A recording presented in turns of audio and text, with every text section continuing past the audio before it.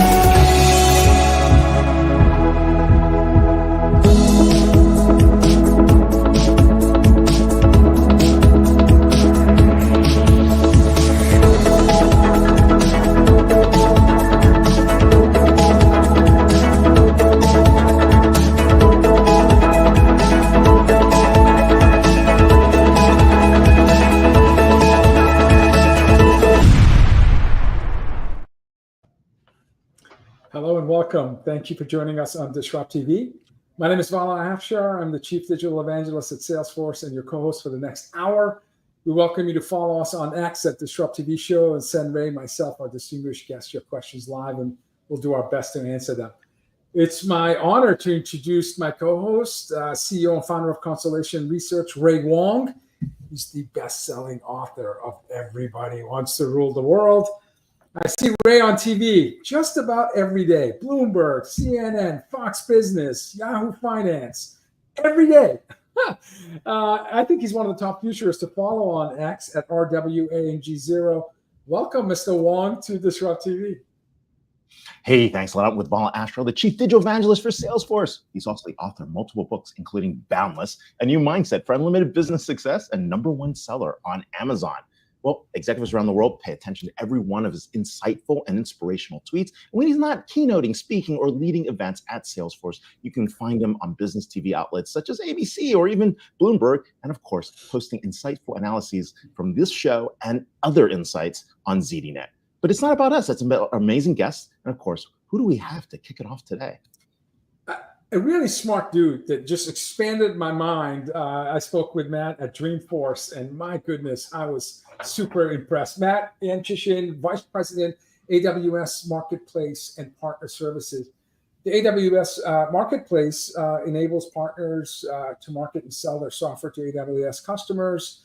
The marketplace is designed for ISVs, VARs, system integrators, SIs, who have software products that they want to offer to customers in the cloud. Matt has worked in the digital media and technology industry for over 25 years and joined Amazon Services, AWS, in 2012, 12 years ago, when cloud computing was just a glimmer in CIO's eyes.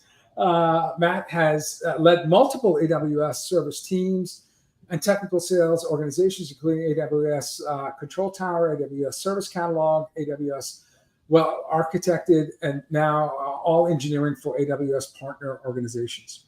Matt holds multiple AWS patents. I love having inventors on the show.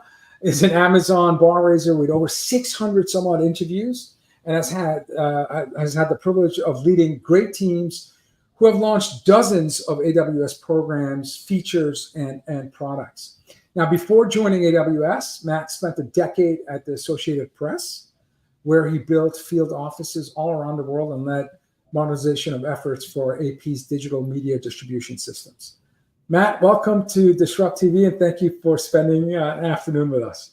I'm honored. Thanks so much, Ray and Vala. It's great to be here. Thank you, Matt. Hey, thanks for being here. We should talk a little bit about the marketplace, but you guys have something like some crazy number of like over 42,000 products on services on this marketplace. You've got some crazy growth. People in the marketplace are experiencing anything over 200 to 300% ROI. So what is a marketplace, and why is everybody jumping into this? Yeah, I mean, so it started about the same time when I started at AWS 12 years ago.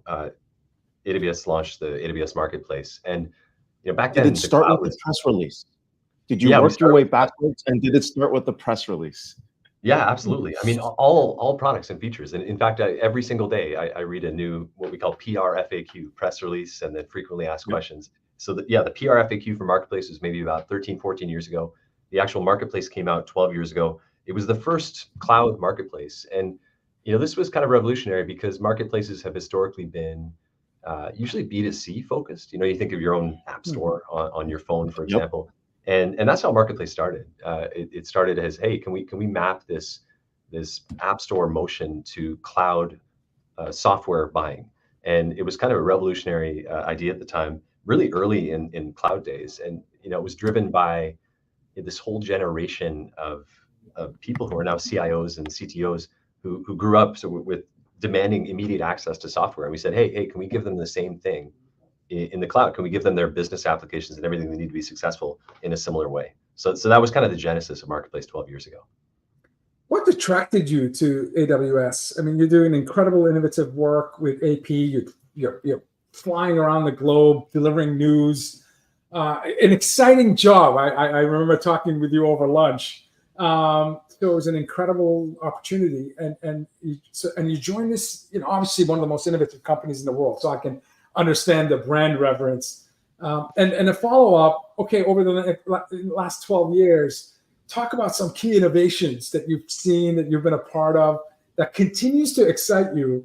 Because man, when we were breaking bread, I could feel the passion, the way you were talking about the company, and more importantly, the passion you have serving your partners and your customers.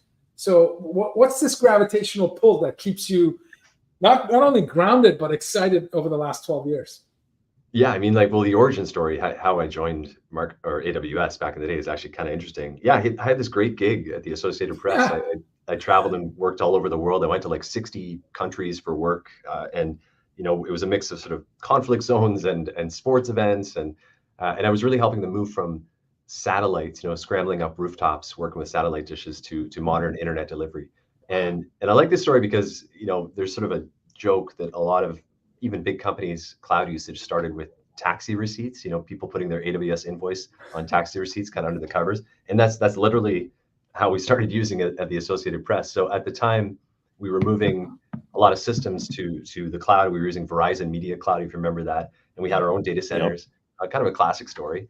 And the AP at the time didn't really have a global disaster recovery setup. There were sort of little backup sort of setups around the world, but nothing kind of global. And so a few of us were nervous. We didn't want our new APIs, our new media delivery APIs, to go down. Or if they did go down, we wanted to be able to fail over to something.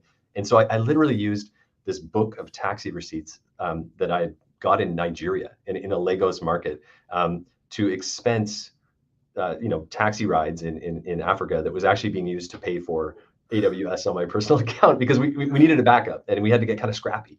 And we started doing this stuff, and then we started running real workloads on AWS, started moving websites and APIs, and I got a phone call. I got a phone call from this person at AWS and said, essentially, who are you and why are you putting stuff in the cloud? We think maybe this is a media agency, but it's under, Matt at Gmail or whatever my email address was back then. And they just were curious. There weren't that many enterprises in New York City using the cloud, period. And they just wanted to kind of figure it out. I got to talking. I'll never forget, I was sitting on my stoop in Brooklyn having a beer, having this chat. And like a few days later, I was on an airplane. A few days after that, I took the job. I was hired as a media and entertainment specialist solutions architect. And back then, for those who know the cloud, there wasn't even like EBS provisioned IOPS. And so like running broadcast video workloads on the cloud back then was impossible, but we got scrappy, we made it happen. And and then they tapped me on the shoulder and said, okay, you're good at clusters, right? You do like transcoding clusters for video. And I said, yeah. And they said, okay, well, that's no different from like Hadoop clusters for big data. And I was like, I don't know. And so they said, you're the new big data specialist. So that's how things worked back then. They were hiring a bunch of people who wanted to have fun with tech, and we kind of became whatever they needed us to become. And now you're vice president of Marketplace. Did you ever imagine in a decade you would go from, just sipping a cold beer, sharing stories on how you use the cloud to owning it and running it? That's pretty awesome. That's credit to you and your team. It's bananas. I feel really lucky and privileged, and I've just been surrounded by really smart people. This Vala at Salesforce. I feel really privileged to have learned from people and they gave me a lot of freedom to try different things, to learn new things, and we couldn't afford to not do that. We were so few people and trying to meet cloud demand that you just had to be kind of this elastic, fungible resource kind of crashing through the cloud. And it's been super fun. I've been here for 12 years. I never thought I'd be anywhere for 12 years. And here I am. And yeah, you're right. Lucky, and I've learned a ton. And I really feel like I'm just getting started. Yeah, for sure. Well, hey, one of the interesting places is really the fact of the role that you guys play with, independent software providers and vendors, right? ISVs. And so the ISVs are all jumping into this marketplace. Tell us a little bit more about that, because they've had their own marketplaces in the past, but now they're now onto your marketplaces. And what's the win-win? Yeah, well, I mean, fundamentally, customers, when you're buying from a number of different vendors, and this could be for physical goods or software goods or whatever, like they don't want to have to deal with like a million invoices, right? And so the basic need to consolidate your vendors on fewer resources is right there, like a really good reason to use the marketplace. And procurement teams, IT teams, they want visibility too. And I think as cloud usage has expanded and everyone's IT usage has expanded, they want to be able to know what's going on. How many licenses do I have? What software do I have? And using a marketplace makes it easier to both understand and control, what software and services and data your teams are using. And what's really been the latest shift is in the last couple of years, especially with the rise of like Gen AI and even enterprise companies, they want to innovate faster. And to innovate faster, you need to be able to get like the latest foundation model in the hands of your devs really quickly, and then experiment, with different vector databases, different models, whatever you need to kind of quickly iterate. And there's a lot of top-down pressure to try all sorts of different models to find the right fit to build new tech, and marketplaces make that easier, right? Because it has all this selection, and you can procure and fulfill, software a lot faster. And so speed has become kind of I'd say the primary driver for marketplaces, and the ISVs love it, to your point, because speed equates to a higher deal volume and more revenue. So it's kind of this customer-driven, self-fulfilling prophecy of partner success and ISV success and customer success, really fueled by speed and the need for innovation. So you get easy billing, you get the speed aspect, you get the fact that now they can innovate faster on top of it, right? And then of course customers are just going straight to the marketplace because they're trying to find a solution that fits their needs. So you guys have the bigger draw compared to everyone else. So yeah, and there's a degree of trust. We've worked really hard over the last 12 plus years to build a reputation for uptime and security and trust. And so we put a lot of effort into doing what we can to validate that these are vendors you can trust as well, and solutions you can trust. And so that plays a big part of it too, because innovation comes with risks, right? If you're letting your devs and your teams try a whole bunch of new stuff, how do you know they're trying the right stuff? And so we play a part in that as well. Well, you casually mentioned the secret formula to minimizing risk in terms of making sure what you're building is actually considered valuable to your stakeholders, your customers, your partners. And you briefly mentioned working backwards. We had Colin Breyer, who was Jeff's Bezos' former chief of staff, on the show. He joined us with Bill Carr, and for those of you who know the history of Amazon, Bill helped launch Amazon Music, Prime Video, Amazon Studios. Bill was there 15 years as an executive. So Colin, when I interviewed him in person at Ray's conference, emphasized the importance of working backwards and the mindset of making sure you can engineer value by really deeply understanding. And you also mentioned very briefly the 6-page memo, the anti-PowerPoint culture, where your founder often reminds us that writing improves your thinking. So the more you write, the more you can articulate clearly relevance and forward-looking endeavors. So how is this working backwards help, for example, shape B2B commerce in the AWS marketplace? Yeah. I'd say writing makes you think, but writing is also hard. It is super hard. Yeah, it's a root canal for me. It's a root canal for me. Yeah, exactly. Well, I mean, listen, like I just got back from a whirlwind trip around Europe. That's why I have some bags under my eyes. Just last week, I was in Germany and the Netherlands and France doing some speaking, meeting with a ton of customers. And that's, I think it's a really good example of what you're talking about, this working backwards and focused on customers, because as leaders at Amazon, you're trained, it's drilled into you to not use proxies. And what that means is that, yes, acknowledge the research of others, use it, of course, pay attention to your competitors. But what really matters is that firsthand knowledge and sort of your customers. And so I've learned from other leaders at Amazon. I personally spend a lot of time with customers, validating hypotheses.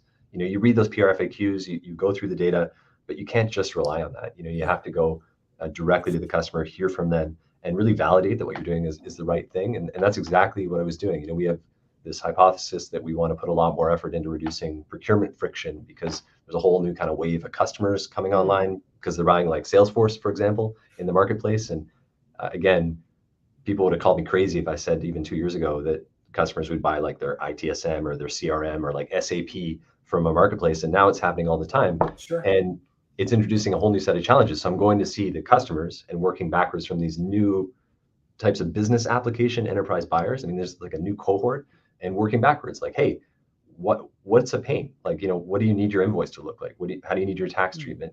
How do things actually need to be delivered to you so that it's useful to you? And that's, the definition of working backwards, like meeting with the customers, combining that with the aggregate data, and pivoting.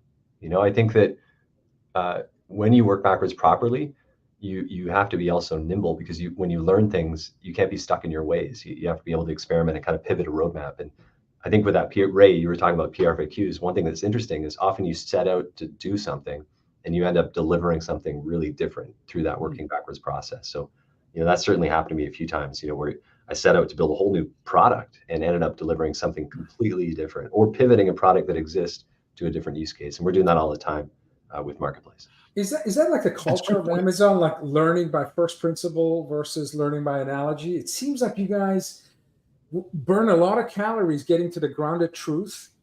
And so, yeah, it's okay to read vendor documents, this, that, and the other, but it seems like feet on the street, like suit up, get in the game and learn how the game is played to win. And is that just part of the culture? Is that part of the onboarding? Is that what they look for when they recruit talent? People that can really have the aptitude to learn by first principles? Yeah. I'd say stubbornness is not really respected. And, one thing that's frequently said is strong convictions loosely held. And all of that points to, like, let me give you an example. We have our machine learning marketplace, right? And it's been around actually for years. And we sell models. And, it's had some success. There's some providers in there selling models who are really successful, but it's certainly not growing at the rate that we're seeing, AI ML grow in the industry. And so, what did Amazon do? It kept iterating, and it launched Bedrock, and it continues iterating on SageMaker and Jumpstart. And we've really transformed and changed how we're delivering models ultimately for use to customers. And it's going to continue to change. And so, I could have stubbornly held on to the current delivery model of machine learning marketplace. I could have shut it down. But we chose to keep sort of iterating, keep trying new. And you're right, it burns calories. But if you think long term, if you're allowed to think long term, which is key. You need a and safe space to do that. You need a safe space to do that. Yeah, totally. Yeah. And you know, when I think of my career, you know, like the blurb you were reading at the beginning, the what it doesn't say is all the times that I've failed, and you know, the product launches that have been total tanks, and the features that haven't gone that well, and those, you know, for every one huge success, there's probably 9 failures where we learned, and having the safe space totally to do that, and the opportunity being like, they demand that you make time to go talk to customers. They demand that you learn from mistakes and get up again and try again. And that's awesome. I like that But culture. you achieve dynamic product market fit, which is really awesome, right? Because you always know what that next iteration is, what to anticipate, what the next iteration might be with a higher degree of confidence. We see that across the board. So, like look at marketplace. We started as a self-service marketplace, and that kind of worked, but it didn't really take off until we introduced like contract-based pricing, private offers. And then it didn't really take off until we introduced like channel partner-led. And it was funny because like now we're backing into traditional enterprise sales motions from more of a disruptive self-service. And it turns out that you were actually not very enterprise or partner friendly 10 years ago, and now you are very partner friendly, which is a big shift. So Amazon is really focused on building up like an amazing portfolio of services. And I think you know, what has changed in the last few years is that we've embraced partners in a much more deep way in terms of integrating them with our services, really acknowledging 2 things, that customers buy much more these days in a solution-based buying motion. They want to buy and the buyer for the cloud is different. It's not just the developer wanting to use like a NoSQL DynamoDB database. It's a line of business buyer who wants like a call center application with, you know, that needs third-party products and AWS products to be successful. So the buyers changed, like again, the customer needs have changed, and as a result, we've listened, right? And embracing partners is one of the best ways to deliver these sort of more full solutions to customers. That leads me to the question about how is AI transforming the procurement cycle on the marketplace? Because that's a whole nother dimension to procurement now that we're seeing how people are analyzing contracts, how they're looking at, you know, different types of usage patterns, what they're doing with dynamic pricing. So what does that mean for you guys? Yeah, well, one of the big things that AI is driving, that it's been around for a while, but it's getting a lot more sophisticated, is recommendations and sophisticated sort of in context recommendations. So in 2 ways. For the buyer side, there's the obvious stuff, like if you think of the Amazon.com retail site, they say above the fold recommended products, and those recommendations have got a lot more sophisticated, and they help customers be successful because they can find when they need more quickly, but they help partners be successful because they get, you know, highly qualified leads that convert a lot better. So that the whole sort of area of recommendations is really powering. From a procurement perspective too, it's just, again, for speed.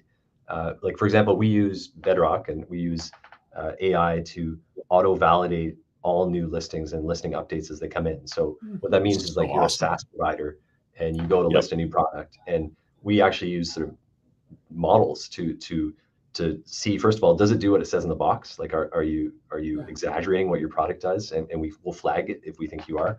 And we do everything we can to kind of vet. And what that does for procurement is it further increases trust, because we can improve the quality of our catalog using AI.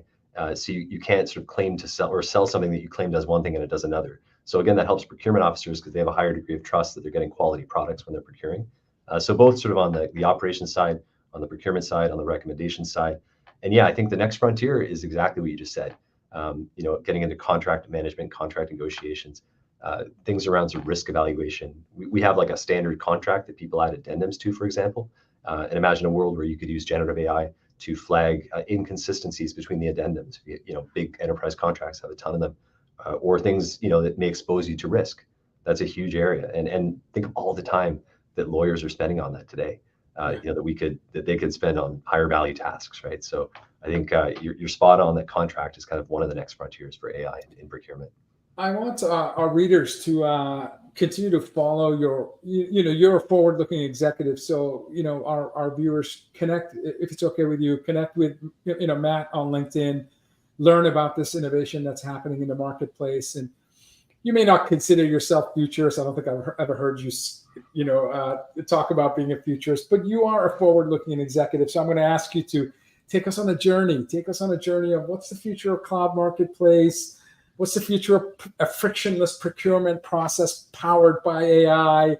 What excites you in the next couple of years? And I'm not going to ask you next 5 to 10, but next couple of years, because I don't think any of us know what's going to happen next 5 to 10. You might, Ray might. I'll have to excuse myself from that exercise. But what is this? What does the future of the marketplace look like in your eyes in the next few years? Yeah, well, I guess first along the lines of speed that we've been talking, and Ray, you picked up on something interesting in terms of contracts and the whole area of like contract lifecycle management. And when it comes to not just contracts but renewals and negotiation, again, that is ripe for disruption, ripe for innovation.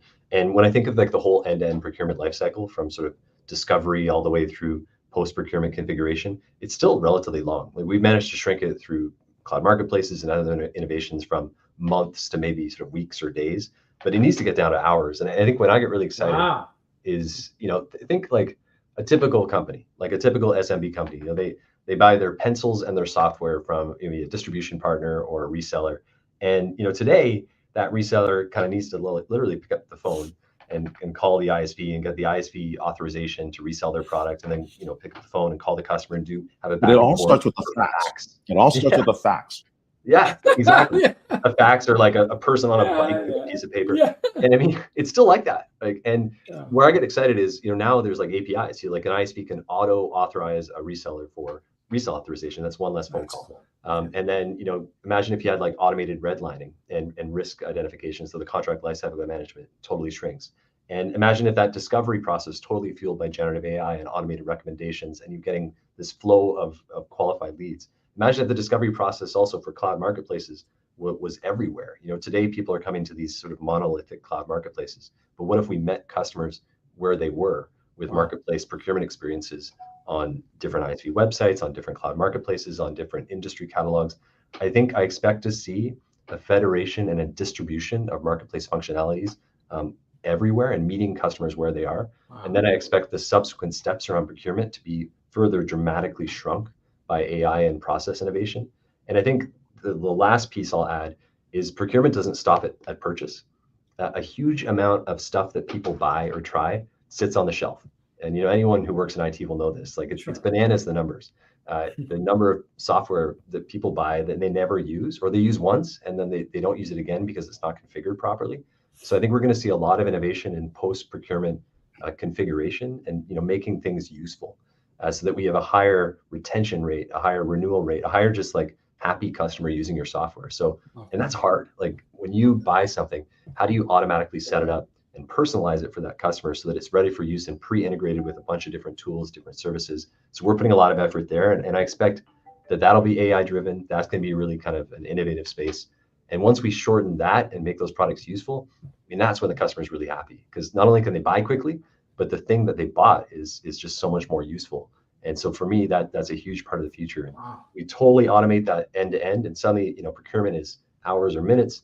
And again, most importantly, you just get a better sort of product out of the gate, and you can innovate faster. It's not just like a raw model, a raw vector database. It's something that's already tied together and tailored for your automotive use case or something. And that's cool. I'm excited about that. Really cool. We are at the beginning, aren't we, Matt? That vision you just shared in the last couple of minutes, my goodness, that's what end state should look like, delivering value at the speed of need. And that's, when you said at the beginning of the interview, we're just at the beginning, I was anxious, take us on a journey, and you just did. That was awesome. Thank you so much. That was great. Yeah, you bet. I'm excited about it. It is, and marketplaces have been growing 80 to 90% year over year. It's one of the hottest spots in terms of procurement in the CLM space, and it's actually bigger than that. I can only imagine a day, and I won't put these in Matt's words for him, but I can only imagine a day where that marketplace is also delivering B2B ads. Because if you can do recommendations, you can light up the whole ad engine on the back end, which is pretty wild. So thanks for being here. I'm not gonna let you neither confirm nor deny that, so you don't get into trouble. But we're here with Matt Yanchyshyn at AWS Marketplace and Partner Services. Thank you so much for being here. And Matt's a VP for this area. So thanks a lot for being here, and thanks for being on the show. So, thank you. That was it's one of the hottest areas. He's as a Bostonian, we were joking before that he's wicked smart. I met him at Dreamforce, And the whole time we're having, we're breaking bread. I'm just taking mental notes of the amount of innovation that he's spearheading. It's extraordinary. Speaking of extraordinary, and we are in and Wicked Smart, and we are in the playoff in baseball season. So this is our cleanup hitter spot, where guests like Mr. Nosta will come in and hit a grand slam. John Nosta is president of Nosta Labs. John is, first and foremost, he's a thinker. He's entrenched in the world of technology, science, medicine, and innovation. John's the founder of Nosta Labs, a globally recognized innovation think tank. This is when I first met John over a decade ago. He's consistently ranked among the leading global influencers in innovation technology. John's been honored with titles ranging, and I've seen this, most admired, top disruptors. He's been writing extensively about AI innovation and life sciences. We'll talk about that. John's global renowned keynote speaker, and his writing contributions are frequent. Over 500 articles published in, media outlets, that you may have heard of, like Fortune, Forbes, Psychology Today, Bloomberg, and others.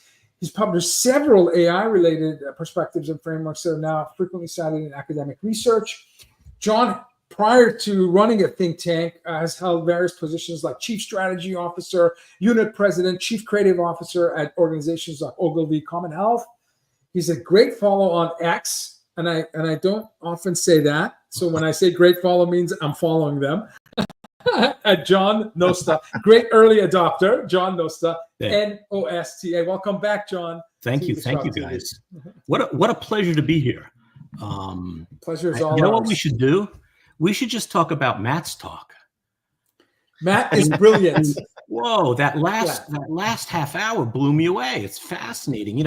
I was on my Amazon account, the doorbell rang, I had a package dropped off by the Amazon guy, and here we're talking about AWS, but he said something. So can I jump in with just one word before we start out?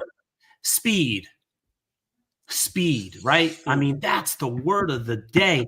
And there was a seminar done up at Vala's neighborhood, up at Harvard Business School. And they asked chief executives, what was your biggest competitive advantage?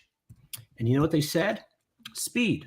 It paralleled this construct exactly. It lined it right up. The next day, they asked them the same question in a different way. They said, what keeps you up at night? And the answer was speed. So, man, speed is a double-edged sword. And the question I put forth to you today is not the speed of the delivery of my book that I ordered on Amazon.com, but what is the speed of thought? Yes. What is the speed of thought? And how does that kind of get unpacked in the context of technology, particularly AI and large language models, where we have instant wisdom, instant genius, instant perspective with just the push of a button. So that introduces. Go ahead, Ray. Once I get going, but I don't want to take away from your thunder there, because I want to get to the part around Cartesian dualism, right? And I think that's a very important piece before you set up the conversation on speed of thought, right? And also, I do want to take a step back.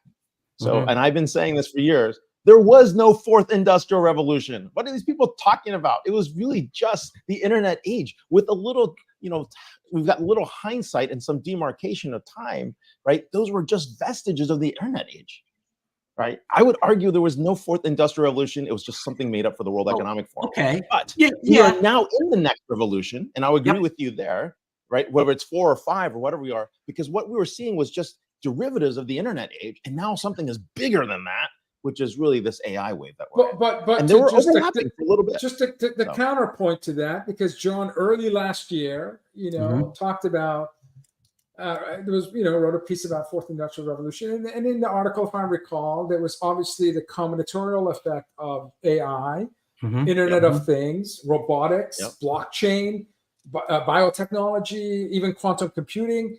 But John, early last year, ended with, that's all great, but, the cognitive fifth industrial revolution, where, particularly GPT models and large language models. Right. And again, this is 2 years ago he's writing about it. So he had already moved on past fourth. Well, he had already moved on. Most of us had moved on. Is the point. A lot of us are stuck. We're stuck in the digital age, right? I mean, I've said to my clients a million times, digital transformation, right? That seems to be the mantra of the big consulting groups, of the academic centers. But we're beyond that now. We are beyond that, John. That is so old, Ray. I agree. But let's go back. Let's go back. And I think there are three. Let's get out of the Industrial Revolution nomenclature, because I think you're right, Ray. It's contrived, right? It's a contrived dynamic to support a political agenda in many instances. But let's go back. Let's talk about Gutenberg, because I think Gutenberg did something that was really interesting. What Gutenberg did was print a book. Now it took 200 years for that to really catch on. It wasn't instant. It wasn't like ChatGPT, but Gutenberg unlocked words, right? He gave us words that we could read, principally the Bible for a lot of people, but it unlocked words. Wow, how transformative. Now we come to the internet. What did the internet, and particularly Google and Google search, do? It unlocked facts, right? In a very transactional, flat-footed way. How much does the earth weigh? I type it in, I find a link, and then I got to mess around with the link and get in there, and maybe I'll find the right answer. Maybe. Today we have AI, particularly large language models, which I think really is the magic to this. What did large language models do? Gutenberg unlock words, Google unlock facts, LLMs unlock thoughts. It's that magical interaction, the iterative interaction that we have with a computer that unlocks the imagination. And that's why it's transformative. That's the essence of speed of thought. And that's why we are smack in the middle of the cognitive age. And can I maybe extend the conversation a bit, because we're now in the manufacturing of intelligence and work, meaning the language models that they're read-write. You can now write, which means you can take action, which means not only you're unlocking thinking, but you're also, there's a cognitive download from us humans to intelligent software. 10 years ago, when I backed my car to the wall, it would beep, letting me know that I'm getting close to, scratching, denting my car. Today, my car not only has cameras where it's color-coded, my current car color codes when I get close. And then when I get really close, it stops for me. It's no longer advising me. It takes over. And of course, in the military, this has been in place. There are pilots that are disconnected from the aircraft during warfare, because the response time has to be measured in nanoseconds, where a human can no longer control the vehicle in combat. So the sense, understand, decide, and act SUDA operating model is now at machine scale, where the language models, or the AI in particular, take action on your behalf. So it's not just manufacturing thoughts, it's actually taking action, work. Vala, so, are you disconnected from the jet, or have you become one with the Jedi jet? No. You're no longer in control, but you're certainly part of. You know what? Yeah. I want to go back, because there's we all have our black. Ray's got his on. I've got my black T-shirt on, so I have to have one Steve Jobs story. I think that's required, right? I love that is required by DisrupTV. So he was a mentor to my founder. So any stories about him I find fascinating. And my mentor was John Scully, still is John Scully. As controversial as you and John Scully are very good friends. Very good. Yeah, he's such a good guy. And so he confirmed this story. I called him up. I said, tell me this story. It can't be true. So let's go back 50 years. And we're going to go to a place that you guys all know, right? It's Xerox Park. Oh, sure. And you know what happened in Xerox Park? Okay, Steve Jobs saw the graphical user interface. He looked at this and he said, "Oh wow, this is transformative." Right? Point and click, drag, mouse, icons. That was the interface that Jobs saw, and he knew that's going to. And you know what he said? He said to Wozniak, he said, "This is going to change the world." And interestingly, I think that's the first time he used that language that ultimately came to life, and all the Apple ads, give us your crazies, the ones with Picasso and Maria Callas. 1984. Because these are the people who can change. I think that's where it was born. So here we are now, GUI, graphical user interface. 50 years later today, I am here to report to you that the next step in that fundamental transformation is here. It's no longer a graphical user interface. It's a cognitive user interface. I think the LLM thinks not for me in a transactional way, but with me. And that iterative dialogue is the computer interface. Code for me, think for me, sing for me, tell me jokes, whatever it is. It's a cognitive engagement. Again, an example of the cognitive world that we live in today. And here's another thing that's really, really interesting.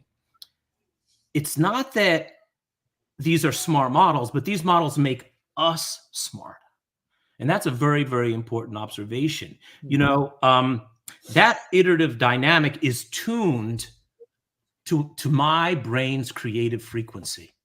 So if I want to learn nuclear physics, or if I want to learn about I don't know, Bob Cousy and the Celtics, right? Greatest point guard the Celtics ever had. That's why I'm throwing the ball up to the hoop, Vala, right? But the point is, if I don't know basketball, who the hell is Bob Cousy? Cozy? Right. What is that, right? But an LLM delivers it to me exactly as I need it. It can do it as a limerick.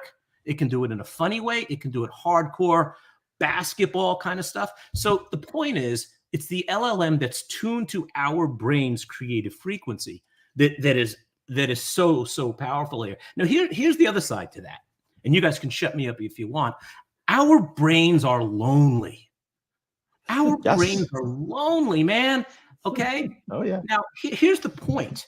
Our brains are uniquely optimized physiologically. If you consider blood flow to our brain, right? We have the carotid artery, the left carotid, the right carotid, the vertebral artery, the one in the middle. We have this wild thing called the circle of Willis that sustains blood flow when one vessel is blocked off or occluded. We have the cognitive capacity where, unlike things like fatigue, let's go back to Bob Cousy, doing a man-on-man full court press. You are inhibited by the lactic acid and buildup in your muscles. In other words, if I sprint for 200 yards, my legs hurt. But if I think for 200 yards, my brain doesn't hurt. Our brains are infatigable in that way. Now, here's the point. Okay, people say I get bored, but the reality is if you're on a phone call for an hour, 2 hours, 3 hours in a new relationship, and you get off that call, you're rejuvenated, you're excited, you're not tired. That's a unique phenomenon, right? Our brains are functionally infatigable. Yet, after thousands of years, they finally met the perfect partner. And that perfect partner is a large language model because it interfaces and engages with our brains in a way that's fast, slow, smart, dumb, brilliant, Einstein, Tchaikovsky, whoever you want it to be. That alignment is so powerful for our brains that it finally takes our brain from that domain of being lonely. It makes it active and engaged. And that's a transformative place for human history. Best friend for our brains.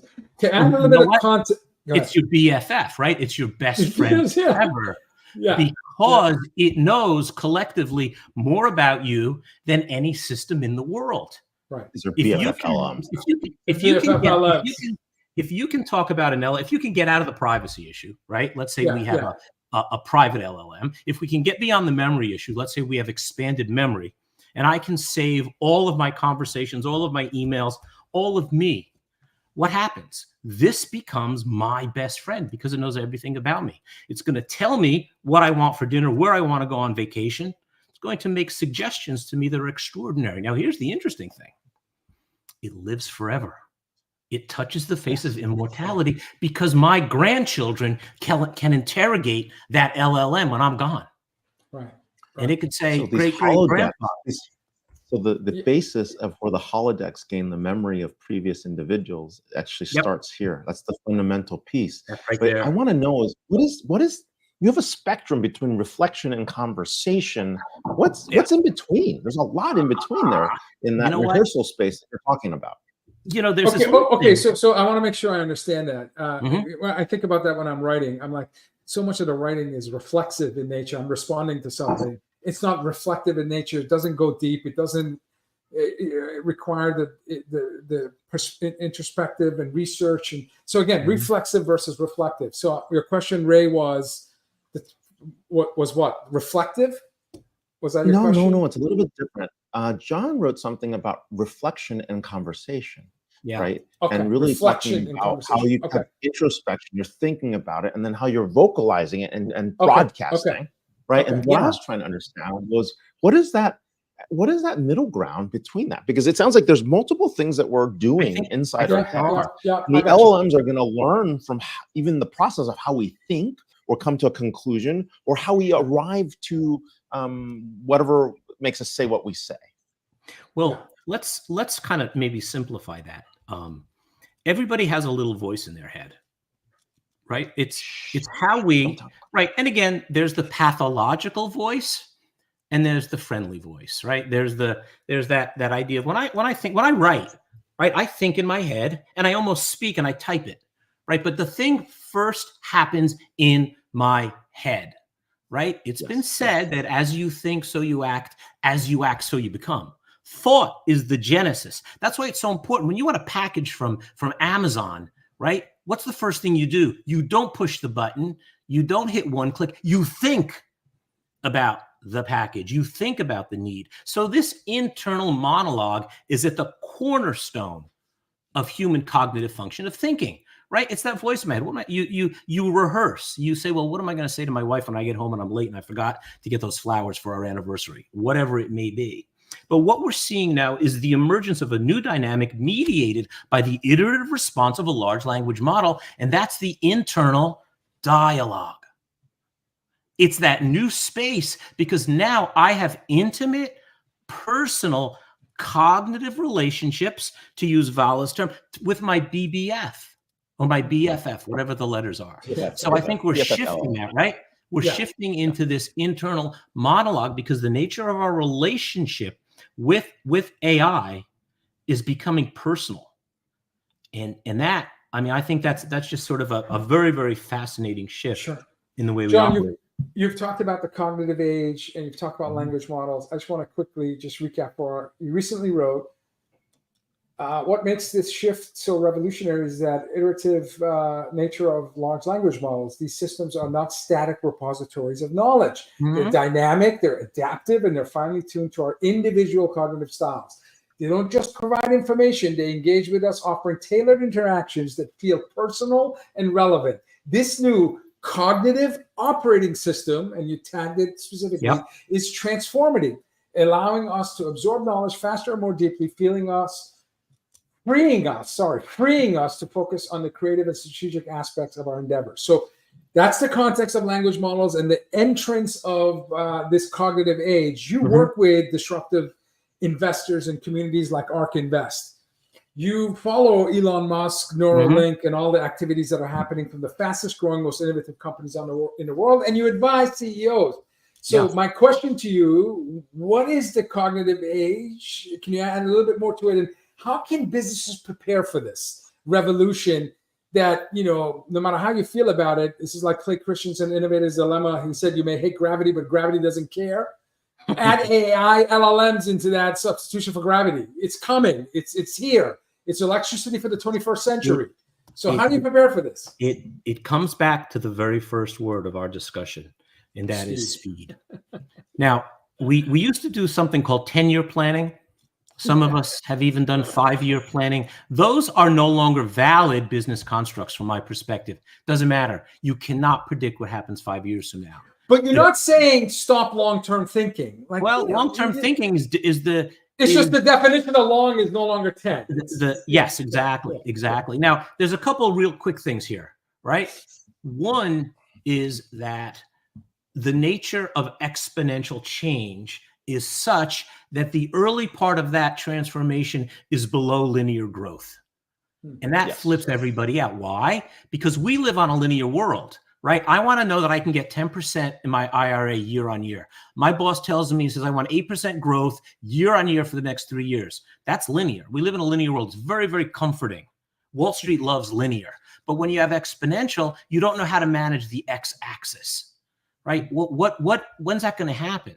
Now, let's go to the launch of ChatGPT. Do you remember that graph that was on the internet? It showed the 59 adoption. days to get to 100 million. It went straight up, Yeah. right?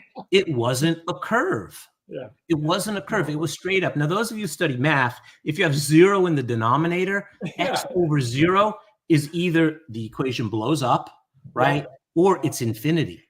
Yeah. So we're seeing that. Now, if you look at the number of PubMed publications, if you're looking at the rate with which some of the innovations are occurring in technology, like advanced voice recognition, image recognition, and multimodal LLMs, that advancement is no longer exponential. It's actually almost vertical. And that's a real problem.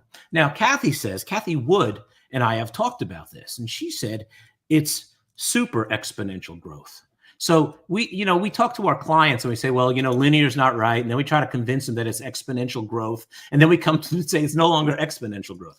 It's super exponential growth. So that's where we are today. We're seeing the rate of change, the acceleration of the acceleration, the second derivative, if you will, is extraordinary. So how do you play that hand? I think you've got to be agile, because I think your bets are going to lose. And maybe more times they might lose more than they win. So and how do you do? Is this a? Go ahead. Sorry. No, I just like how you're hanging out with Kathy Wood. Like, so you found this formula of keeping up with this exponential, and people value the work you do because of your rate of learning and good judgment. Give advice to people.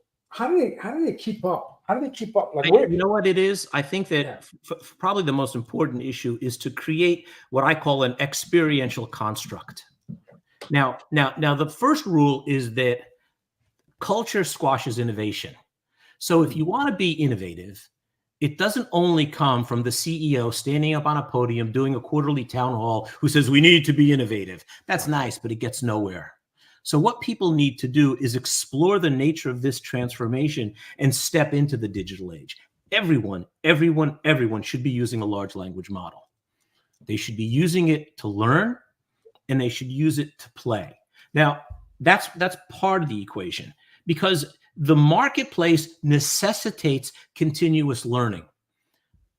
Steve Jobs said you stay in a job for 10 years. Today, I don't even know if 10 years is gonna cut it. People jump from job to job because they get bored. It's a part of their generation, but also because the market dynamics change such that there are new opportunities, which necessitates something. LLM becomes LLL. We become lifelong learners, right? It's like a shark. If you're not swimming forward, you die. If you're not learning in today's business world, you're not going to survive. What is the ultimate tool? What is the ultimate teacher? It's a large language model. And so that's the step. You got to do it. My kids learn on an LLM. When I get up in the morning, I have my cup of coffee and I have an LLM, and I have it teach me about code, about physics, about almost anything. But here's what happens. It makes me smarter.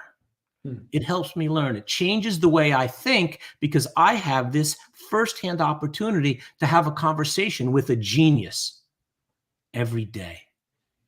And that genius is my teacher.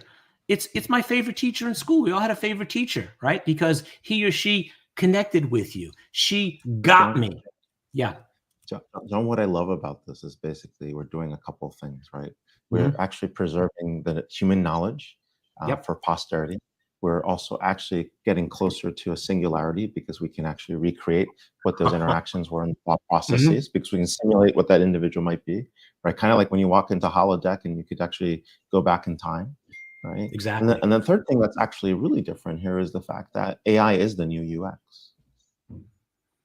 Without a doubt, AI is it's not the graphical user interface. It's the cognitive user interface. It's your CUI. So the brain machine, the brain computer interfaces that we've been talking about for some time. I mean, if anyone's seen the latest demo of Neuralink, it's actually really good, right? We're getting there. And the piece that you talked about earlier is speed. right? The problem is humans may be operating at 180 clock speed at the highest, 120 if they're normal, right? Machines are operating at 8,000, right? 80,000. And that's the gap that we have to figure out. How do we adapt machine scale to human scale? Because it's a huge gap.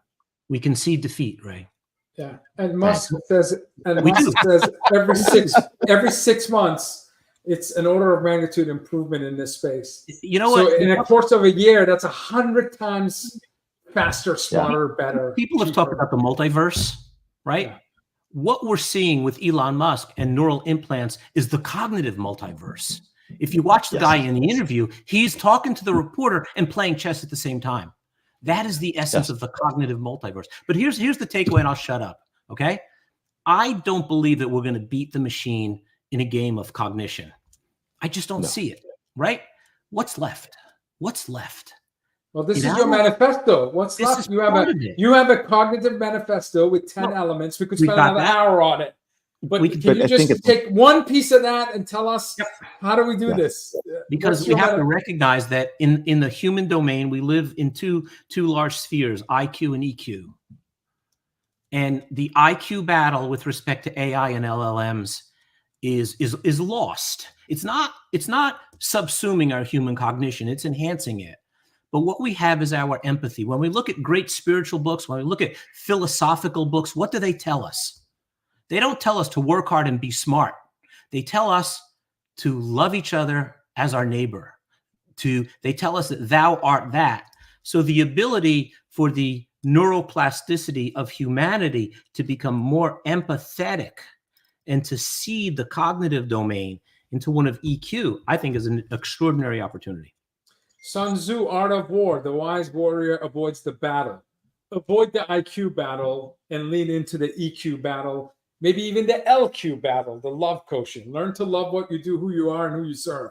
Yeah. I love that. Your manifesto should be read by all who are watching the show. And thank you for being a deep thinking person. Thank you for being a synthesizer. You connect dots. I'm inspired by you guys. Ray, I see you every day. Vala, I mean, we've been following each other for a long time.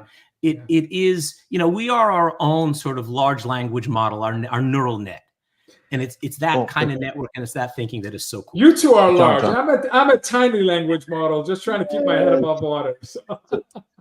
But hey, John, thank you. I think the most important part is also the number 10 in your manifesto, which is the ethical stewardship of knowledge. And I think that's for generations to come. So it is. John, thank you so much for being on the show. Please stay afterwards. I do have something I want to chat with you about. But anyways, we're here with John Nosta, president of Nosta Labs. You can follow him on X at John Nosta. And of course, a lot of great articles in psychology. Next year, The Cognitive Age, the book comes out. So keep an eye open for that. That's going to pull breaking news. Let's celebrate it on this show. Last year, we had 70 authors on our show. This year, we're going to surpass that number. So if you're an author and you have a book, this is where we want to talk about it.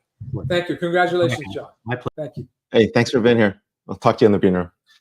All right. Wow. Two big thinkers, two big ideas, matching them together. Imagine if you had a cognitive marketplace where we trade ideas and thoughts. At the speed of thought. It's both are big thinkers, both are practitioners, both are reinventing how we think and how we do. Next week we have episode 380. We have Terrence Morai, founder of the Hack Future Lab, a global future trends think tank, and author of Upside of Disruption, The Path to Leading and Thriving in the Unknown. We have Mark Abram, senior partner at BCG, and co-author of Personalized Customer Strategy in the Age of AI. We have David Edelman. He's also a senior lecturer at Harvard Business School and also co-author of Personalized Customer Strategy in the Age of AI. So we have 2 books, 3 authors.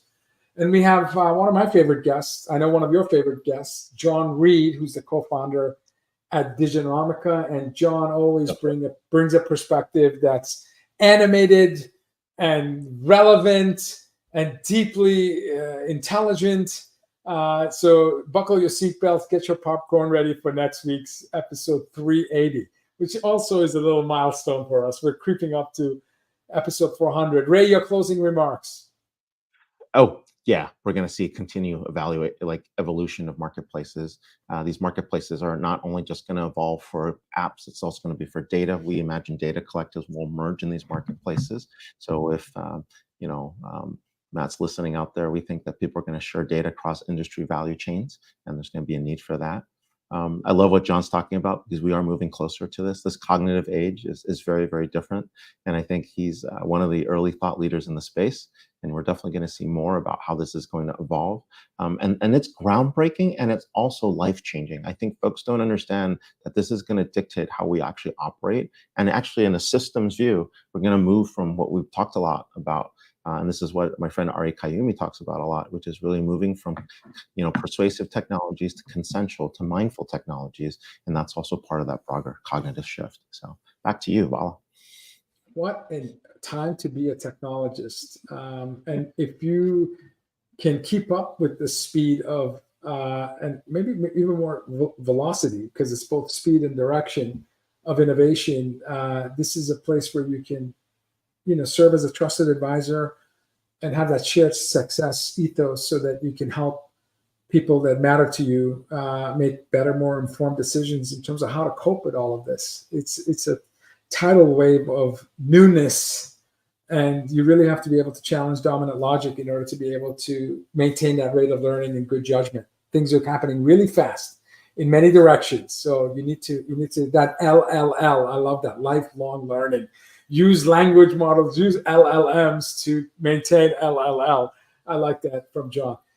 Thank you, everyone. If it's Friday, it's DisrupTV. We'll see you next week. Bye, everyone. Thanks, everyone. Take care.